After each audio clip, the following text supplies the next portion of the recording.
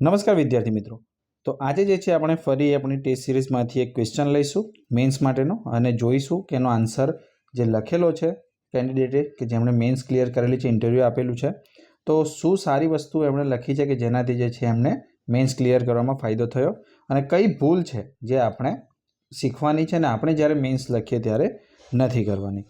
તો સૌપ્રથમ એક માહિતી આપી દઉં, ટેલિગ્રામ ગ્રુપ છે આપણું જીપીએસસી ઇઝ ધ ફ્યુચર। તમે પ્રેક્ટિસ માટે એના પર જોઈન કરી શકો તો લિંક તમને ડિસ્ક્રિપ્શનમાં મળશે। આપણી જે છે મેન્ટરશિપ પણ ચાલે છે 800 રૂપીસ પર મંથમાં, જેમાં તમને ડેલી જે છે આ રીતે અલગ અલગ ક્વેશ્ચન્સ આપવામાં આવે છે અને એને ઇવેલ્યુએટ કરીને સમજાવવામાં આવે છે કે કઈ રીતે તમારે લખવું જોઈએ મેન્સમાં, બરાબર છે। તો જોઈએ તો ક્વેશ્ચન છે કે શું ભારત અન્ય દેશો માટે ઉપગ્રહ લોન્ચ કરવા માટેનું હબ બની શકે છે? ચર્ચા કરો।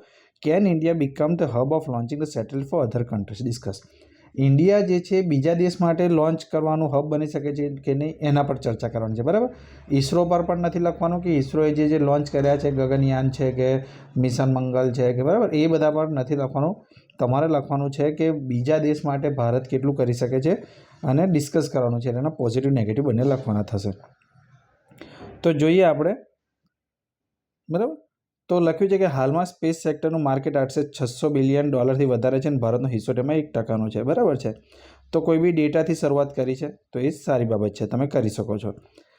ત્યારબાદ જે છે લખ્યું છે કે ભારતને ઉપગ્રહ લોન્ચ કરવા માટેનું જે છે એ વિવિધ પડકારો જે રહેલા છે, બરાબર, તો એના માટેના એમણે નીચે પડકારો જણાવ્યા છે, બરાબર, પડકારો જણાવ્યા છે।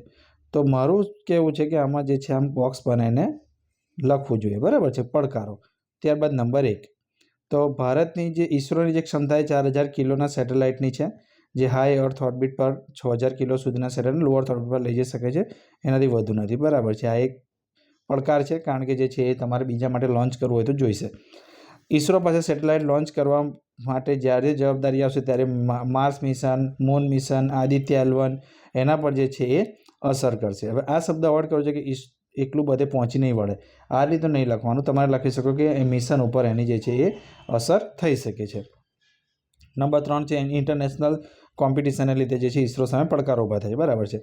ચોથો પોઈન્ટ લખ્યો છે કે ઈસરો પાસે સ્મોલ સેટેલાઇટ લોન્ચ કરવા માટેની વ્યવસ્થા નથી। હવે આ જે પોઈન્ટ છે એ હું માનું છું ત્યાં સુધી આવું તમારે એકવાર રીચેક કરી લેવું જોઈએ કે આવી વ્યવસ્થા નથી, એવું ડાયરેક્ટ નહીં લખવાનું।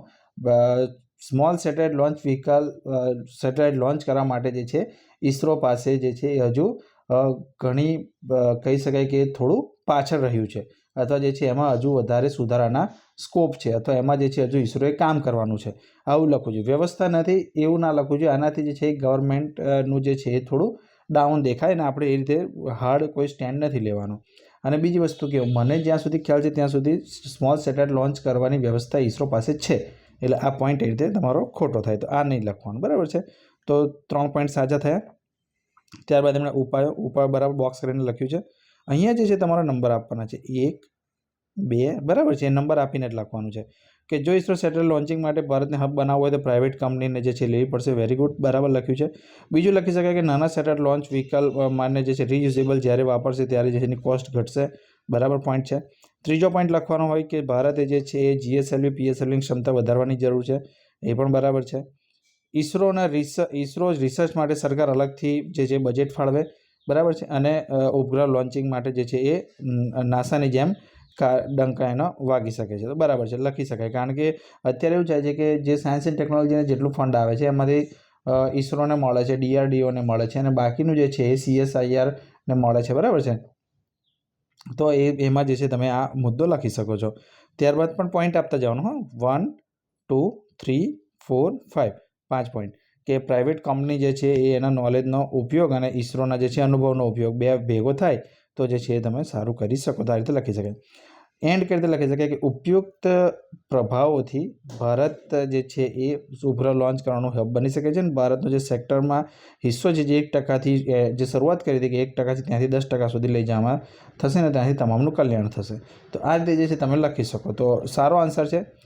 10માંથી લગભગ એમને 4.5થી 5ની વચ્ચે માર્ક મળી શકે જો તમે અમુક વસ્તુ અવોઇડ કરો, જેમ કે આ નંબર સારી રીતે આપ્યા હોય, બરાબર છે, આ રીતનું જે છે તમે અમુક જે ડિસ્પ્યુટેડ પોઈન્ટ છે ના લખ્યા હોય, લખવામાં તમે ધ્યાન રાખ્યું હોય, આવી રીતે બોક્સ બનાવ્યું હોય, તો જે છે તમને 6, 6.5 સુધી પણ માર્ક મળી શકે છે। તો આ રીતે તમારે લખવાનું થાય, જે તમે આના પરથી જે છે એ વિડીયો પરથી શીખી શકશો કે જે છે તમારે કઈ રીતે આન્સર લખવો જોઈએ. બરાબર છે. તો ફરી નેક્સ્ટ વિડીયોમાં ફરી મળીશું, જેનાથી જે તમને વધારે આઈડિયા આવશે. તો લાઇક અને સબસ્ક્રાઈબ જરૂર કરજો. ફરી મળીશું. Thank you. જય હિન્દ.